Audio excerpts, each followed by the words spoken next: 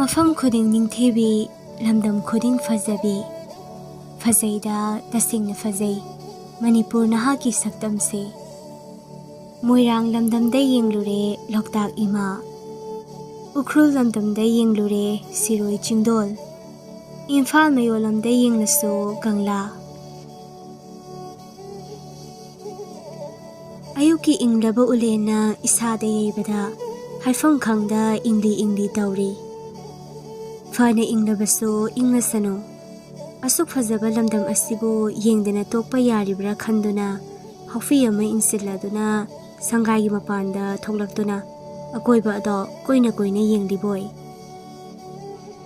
लापना तुंगदा संपोदुना चटलिबा चिंगी लेसासिंग अदुना हेना मगुन हापलरे असुम येंगलिंगाई नाकंदगी कौरकपने मफम से फजद्रसना हाइरंबा तौदा ताकलंबसु लैता नाकन अदुदगी खंगाई हैरकपा अदुदा लेचेल मसा अदो खंगी सट लेथोरकलगा अहिना पोथादुना लेबि हौ हाइजबा नत्रा करिगी ताबिद्रिनो नसादो सोलिए असुम हिप्तुना लेबदो इसासे हेना सोंजिनबगुम तौई सना नंगा लेबा मखै इसासे इयांगी घरंबा लेवाबो भाइबनो खंगदे लेचेल मोमो नोलक्तुना हंतरगी लेवा हौजिक तौर उरा थांगनाबा मिकुप्ता लेचेलगी मिनो सट हंजिन खिदुना लुचिंगदा अमो हन्ना लेसलकले चिंगनाबा सक्ता ममदा हंगलकपनी देमन कया खक्ता ngaire लुचिंगदी मदुगी मरमदा थोइना खल्लुदना अदुमा खुमलै एखोइ मपन्नी ngarang ani ama halamle adudi ai thadabida taru khakta ngaire wahai adunani lechil mahaki thamoibo hanna kahenbi biso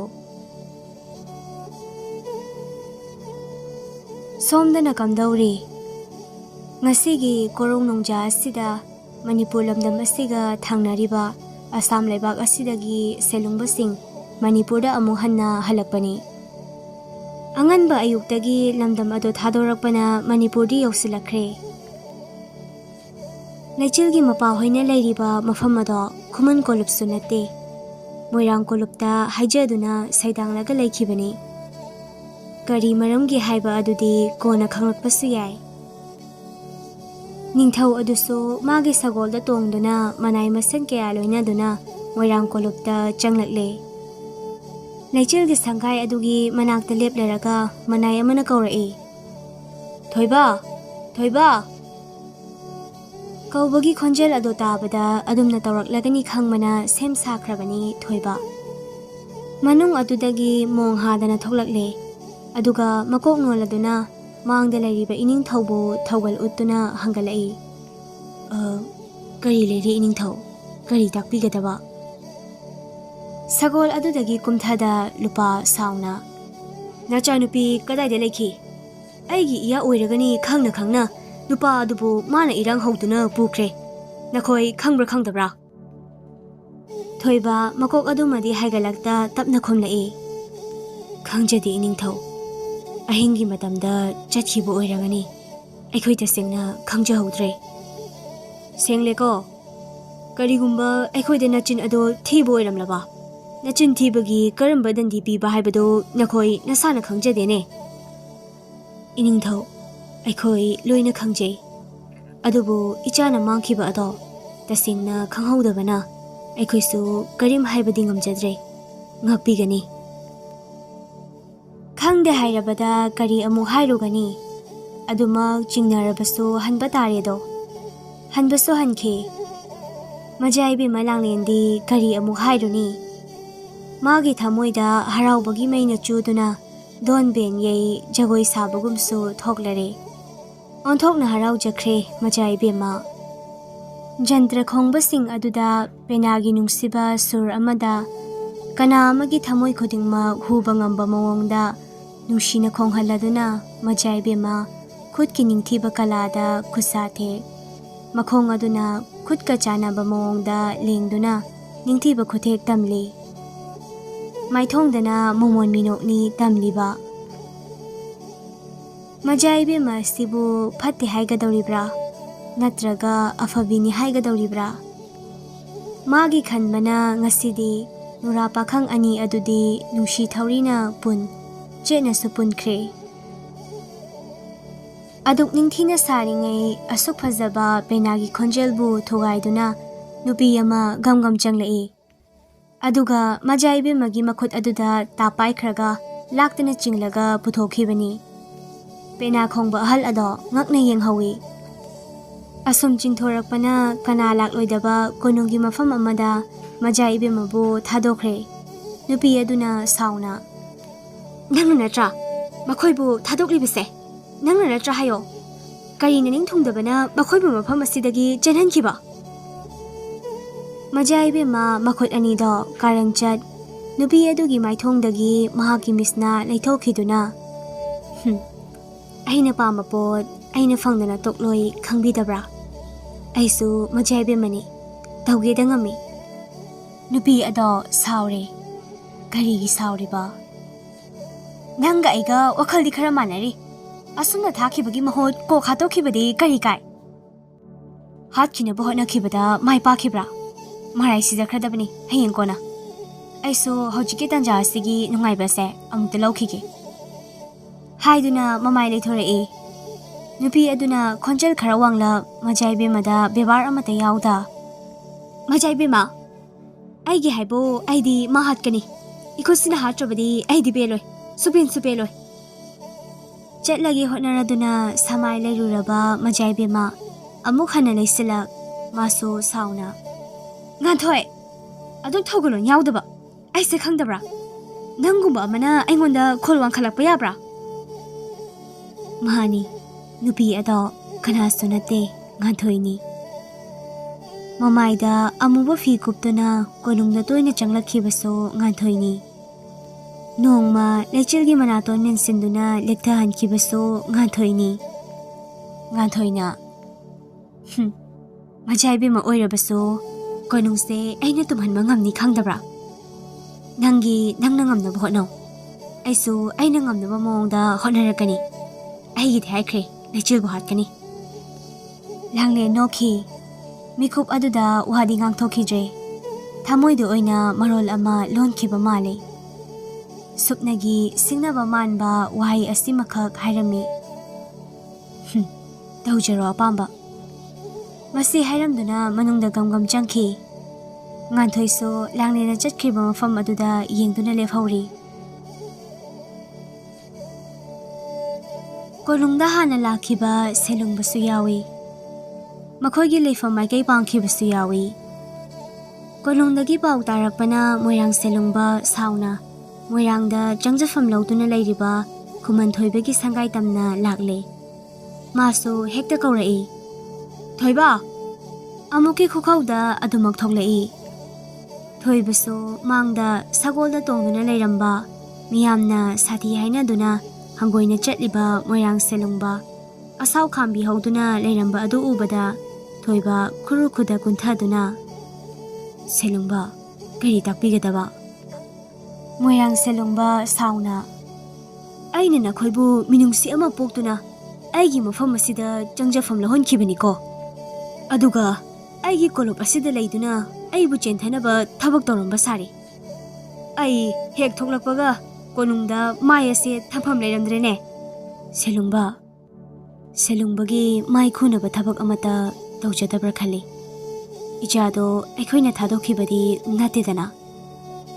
ꯃꯣꯏꯔꯥꯡ ꯃꯇꯤꯡ ꯐꯨꯗꯣꯛꯄ ꯃꯈꯩ ꯁꯥꯎꯔꯤ꯫ ꯁꯒꯣꯜ ꯑꯗꯣ ꯊꯧꯖꯤꯜꯂꯛꯇꯨꯅ ꯁꯒꯣꯜ ꯁꯥꯕꯟꯗ ꯇꯣꯡꯅ ꯇꯣꯡꯅ ꯈꯣꯡꯄꯥꯛ ꯑꯗꯨꯅ ꯊꯣꯏꯕꯒꯤ ꯃꯊꯕꯥꯛꯇ ꯁꯥꯐꯨ ꯀꯟꯅ ꯀꯥꯎꯏ꯫ "ꯈꯪꯕ꯭ꯔꯥ, ꯍꯧꯖꯤꯛꯃꯛ ꯑꯩꯈꯣꯏꯒꯤ ꯃꯣꯏꯔꯥꯡ ꯀꯣꯂꯨꯞ ꯊꯥꯗꯣꯛꯎ. ꯅꯁꯥꯒꯤ ꯈꯨꯃꯟ ꯀꯥꯡꯂꯨꯞꯇ ꯆꯠꯈꯣ. ꯊꯤꯜꯂꯦ ꯍꯧꯖꯤꯛꯃꯛ." "ꯁꯦꯂꯨꯡꯕ!" ꯃꯣꯏꯔꯥꯡ ꯁꯥꯎꯅ ꯁꯒꯣꯜ ꯑꯗꯣ ꯃꯃꯥꯏ ꯂꯩꯗꯨꯅ ꯊꯧꯈ꯭ꯔꯦ꯫ ꯃꯦꯝꯆꯥꯁꯨ ꯊꯣꯛꯂꯛꯏ꯫ ꯑꯗꯨꯕꯨ ꯃꯥꯅ ꯊꯣꯛꯂꯛꯄꯗꯗꯤ ꯃꯥꯒꯤ ꯃꯄꯨꯔꯣꯏꯕ ꯊꯣꯏꯕꯅ ꯂꯩꯕꯥꯛꯇ ꯃꯊꯕꯥꯛ ꯑꯗꯣ ꯆꯦꯟꯅ ꯄꯥꯏꯁꯤꯟ ꯂꯩꯃꯥꯏꯗ ꯑꯣꯟꯗꯨꯅ ꯂꯩꯔꯝꯕ ꯑꯗꯣ ꯎꯕꯗ ꯄꯥꯈꯠꯅ "ꯅꯨꯄꯥ, ꯀꯩꯗꯧꯔꯒꯦ? ꯀꯔꯤ ꯇꯧꯕ ꯌꯥꯎꯔꯒꯦ?" ꯊꯣꯏꯕ ꯉꯁꯤꯗꯤ ꯃꯤꯠꯂꯨ ꯑꯅꯤ ꯑꯗꯨꯗꯒꯤ ꯄꯤꯔꯥꯡ ꯁꯤꯟꯊꯔꯛꯂꯦ꯫ Nupi, loisilo.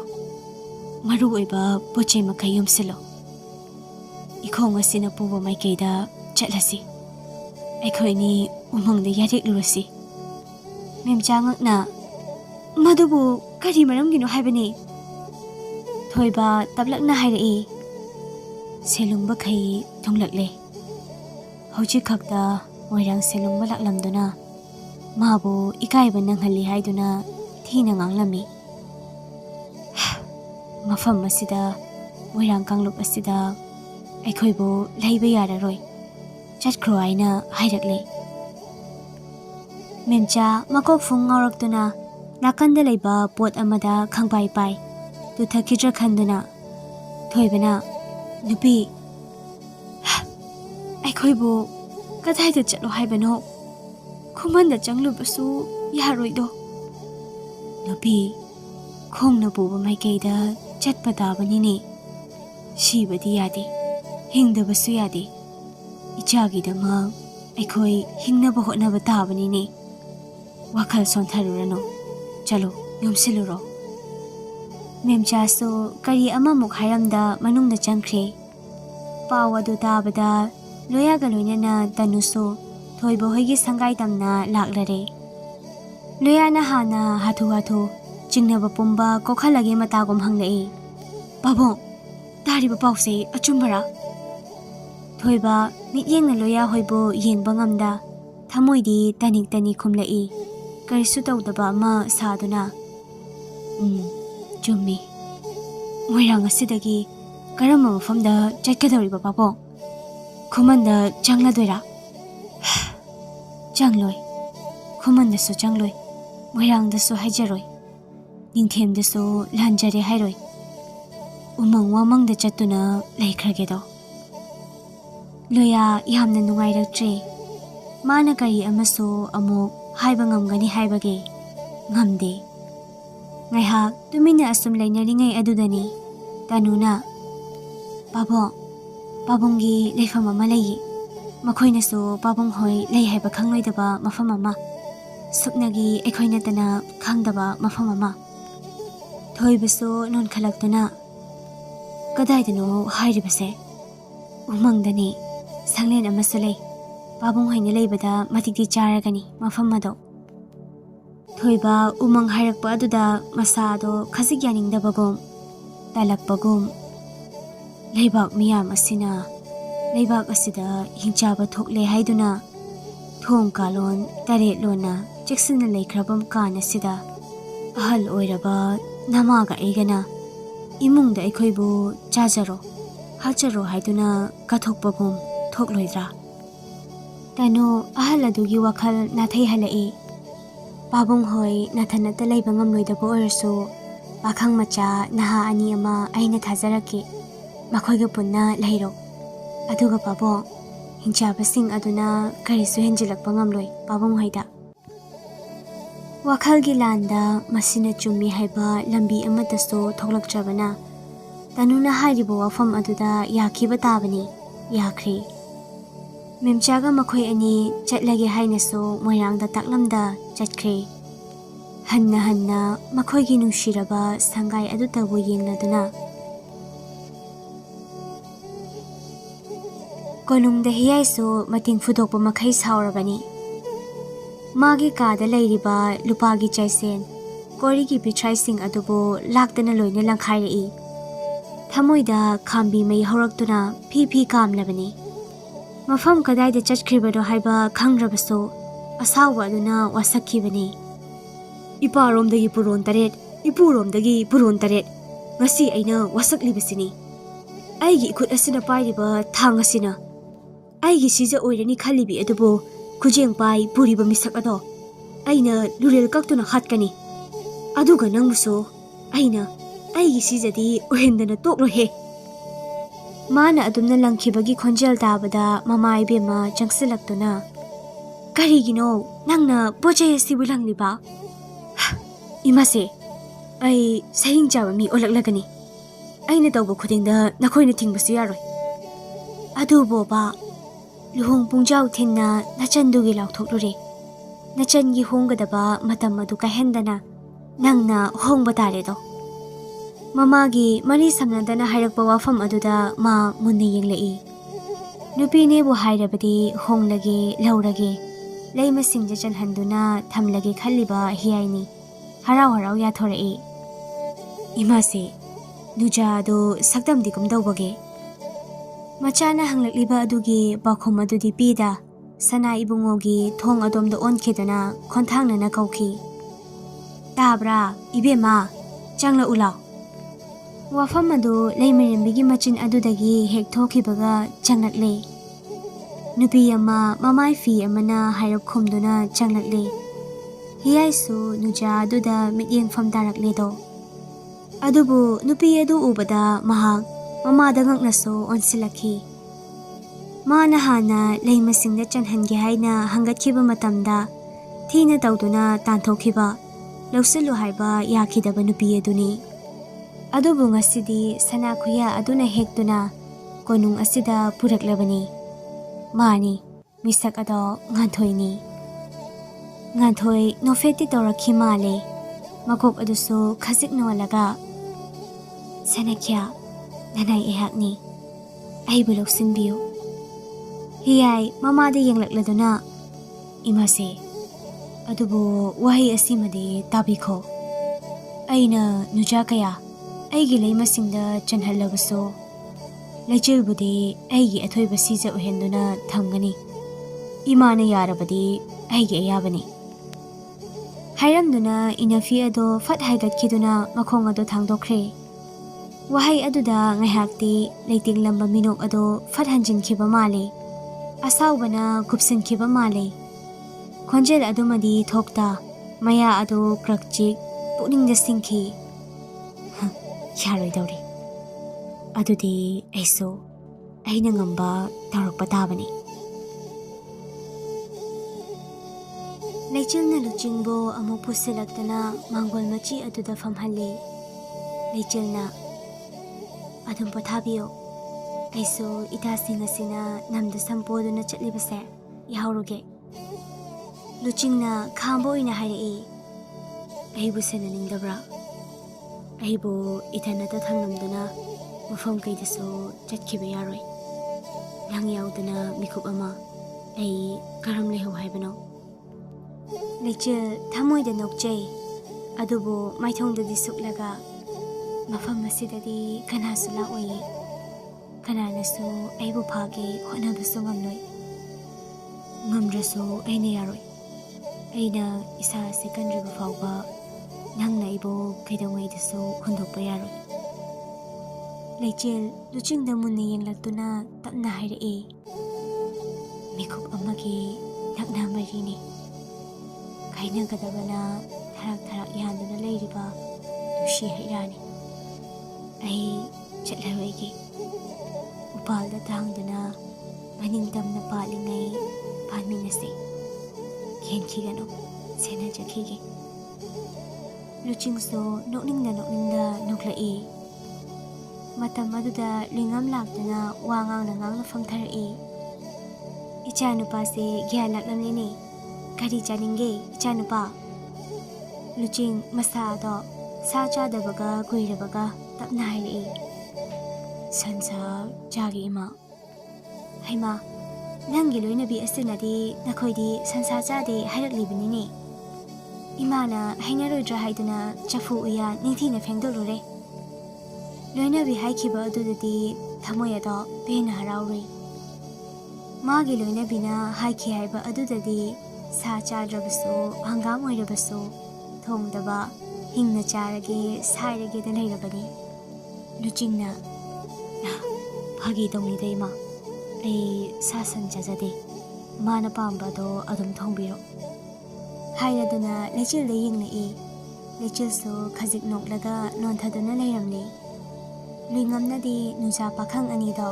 Matay manaw amani haina so khankredo hangludre. Asumna khankiba asina so hena pharabani makhoidadi. Lechil wafam ama ningsinglakduna. Ima khoidi khanglamgani. Ining thause nupi lonbibra. Lingamna. Kari haibra.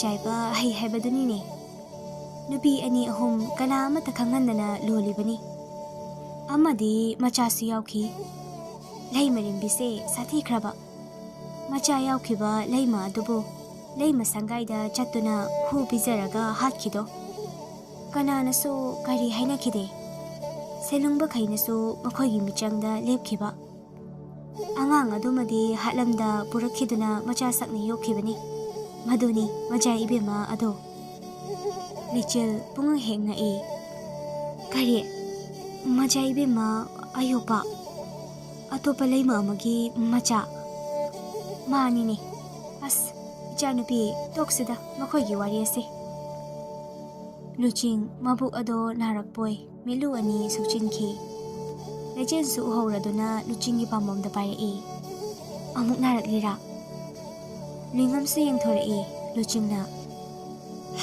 ꯅꯥꯗꯦ ꯈꯖꯤꯛ ꯆꯤꯛꯄꯒꯤꯅꯦ ꯌꯥꯔꯁꯦ ꯏꯃꯥꯒꯤ ꯃꯇꯦꯡ ꯄꯥꯡꯉꯨꯔꯣ ꯆꯥꯛ ꯏꯟꯁꯥꯡ ꯊꯣꯡꯕꯗ ꯍꯥꯏꯐꯦꯠ ꯌꯦꯡꯗꯨꯅ ꯍꯣꯏ ꯍꯥꯏꯔꯝꯂꯒ ꯂꯤꯡꯉꯝꯒ ꯍꯧꯒꯠꯈ꯭ꯔꯦ ꯑꯅꯤ ꯑꯗꯨ ꯆꯪꯈꯤꯕꯒ ꯅꯤꯡꯁꯦꯡ ꯆꯪꯂꯛꯂꯦ ꯅꯨꯄꯥ ꯑꯗꯨꯕꯨ ꯎꯕꯗ ꯃꯅꯥꯛꯇ ꯐꯝꯂꯛꯂꯗꯨꯅ ꯏꯆꯥꯅꯨꯄꯥ ꯅꯪꯕꯨ ꯀꯔꯤ ꯂꯝꯗꯩꯅꯣꯅꯦ ꯂꯨꯆꯤꯡꯅ ꯕꯕꯣ ꯑꯩ ꯇꯝꯗꯩꯅꯦ ꯃꯣꯏꯔꯥꯡ ꯀꯥꯡꯂꯨꯞꯇꯒꯤꯅꯦ ꯃꯕꯨꯛꯆꯦꯜ ꯈꯥꯈ꯭ꯔꯕ ꯃꯣꯏꯔꯥꯡꯅꯤ ꯇꯝꯊꯤꯈ꯭ꯔꯕ ꯑꯗꯨꯕꯨ ꯄꯪꯕꯅꯤꯅꯦ ꯃꯣꯏꯔꯥꯡꯁꯦ ꯑꯃꯅ ꯍꯥꯏꯕꯁꯨ ꯄꯪꯏꯟ ꯏꯟꯕ ꯑꯃꯅ ꯍꯥꯏꯔꯦ ꯄꯪꯌꯥ ꯌꯥꯕ ꯑꯄꯪꯕ ꯃꯣꯏꯔꯥꯡꯅꯤ ꯁꯣꯝꯗꯅ ꯊꯣꯏꯕ ꯈꯣꯏ ꯁꯃꯗꯣꯟ ꯂꯩꯔꯝꯗꯕꯗ ꯊꯤꯕ ꯌꯥꯕꯗꯤ ꯊꯤꯈꯤ ꯑꯗꯨꯕꯨ ꯐꯪꯂꯛꯇ꯭ꯔꯕꯗ ꯎꯄꯥꯏ ꯂꯩꯇꯦ ꯁꯃꯗꯣꯟ ꯌꯥꯎꯗ ꯃꯣꯏꯔꯥꯡ ꯊꯥꯗꯣꯛꯈꯤ ꯎꯃꯪ ꯄꯥꯡꯅ ꯆꯠꯈꯤ ꯑꯗꯨꯗꯤ ꯁꯃꯗꯣꯟ ꯃꯍꯥꯛꯇꯤ ꯀꯗꯥꯏ ꯃꯣꯏꯔꯥꯡ ꯁꯦꯂꯨꯡꯕꯅ ꯃꯈꯣꯡꯃꯛꯅ ꯀꯥꯎꯈꯤꯕ ꯑꯗꯣ ꯁꯃꯗꯣꯟ ꯃꯌꯦꯛ ꯁꯦꯡꯅ ꯎꯍꯧꯋꯤ ꯃꯄꯨꯕꯨ ꯃꯈꯣꯡꯅ ꯀꯥꯎꯏ ꯍꯥꯏꯗꯨꯅ ꯌꯥꯝꯅꯁꯨ ꯁꯥꯎꯈꯤ ꯁꯃꯗꯣꯟ ꯑꯁꯨꯝ ꯇꯧꯔꯝꯗꯨꯅ ꯁꯒꯣꯜꯗ ꯀꯥꯈꯠ ꯌꯥꯡꯅ ꯃꯥꯒꯤ ꯁꯪꯒꯥꯏ ꯇꯝꯅ ꯊꯧꯗꯨꯅ ꯆꯠꯈꯤꯕ ꯃꯤꯀꯨꯞ ꯑꯗꯨꯗ ꯃꯇꯨꯡ ꯏꯟꯅꯈꯤ ꯁꯪꯒꯥꯏ ꯌꯧꯔꯗꯨꯅ ꯁꯒꯣꯜꯗꯒꯤ ꯀꯨꯝꯊꯗꯨꯅ ꯃꯈꯣꯡ ꯑꯗꯨꯅ ꯂꯩꯃꯥꯏꯗ ꯇꯥꯈꯤꯕ ꯃꯇꯝ ꯑꯗꯨꯗ ꯀꯗꯣꯝꯗꯒꯤ ꯆꯦꯟꯁꯤꯜꯂꯛꯈꯤꯕꯅꯣ ꯁꯃꯗꯣꯟ ꯃꯣꯏꯔꯥꯡꯒꯤ ꯃꯊꯕꯥꯛ ꯑꯗꯨꯗ ꯃꯃꯥꯡꯒꯤ ꯃꯈꯣꯛ ꯑꯅꯤ ꯊꯥꯡꯒꯠꯇꯨꯅ ꯁꯥꯐꯨ ꯀꯟꯅ ꯀꯥꯎꯈꯤꯕꯅꯤ ꯃꯣꯏꯔꯥꯡ ꯉꯥꯏꯍꯥꯛꯇꯪ ꯇꯔꯪ ꯆꯠꯈꯤꯗꯨꯅ ꯂꯩꯃꯥꯏꯗ ꯇꯨꯈꯤ ꯑꯁꯨꯝ ꯀꯥꯎꯔꯝꯂꯒ ꯁꯃꯗꯣꯟ ꯌꯥꯡꯅ ꯆꯦꯜꯂꯛꯄꯅꯤ ꯑꯗꯨꯕꯨ ꯃꯣꯏꯔꯥꯡꯕꯨ ꯀꯥꯎꯔꯝꯕꯅ ꯃꯣꯏꯔꯥꯡꯒꯤ ꯃꯅꯥꯏ ꯑꯃꯅ ꯄꯥꯏꯔꯝꯕ ꯇꯥ ꯑꯗꯨ ꯁꯃꯗꯣꯟ ꯇꯝꯅ ꯂꯪꯂꯛꯈꯤ ꯑꯁꯨꯝ ꯊꯣꯛꯑꯣ ꯇꯝꯂꯝꯂꯕ꯭ꯔꯥ ꯂꯥꯏꯕꯛꯇ ꯂꯪꯂꯛꯄ ꯇꯤꯃꯦꯟ ꯇꯥ ꯑꯗꯨꯅ ꯁꯃꯗꯣꯟꯒꯤ ꯃꯅꯤꯡꯒꯤ ꯃꯈꯣꯡ ꯑꯗꯨꯗ ꯐꯥꯎꯔꯦꯡ ꯂꯦꯡꯈꯤꯗꯣ ꯆꯩꯅꯥ ꯈꯥꯡꯅ ꯀꯟꯅꯁꯨ ꯈꯣꯡꯖꯈꯤꯕ ꯃꯥꯜꯂꯦ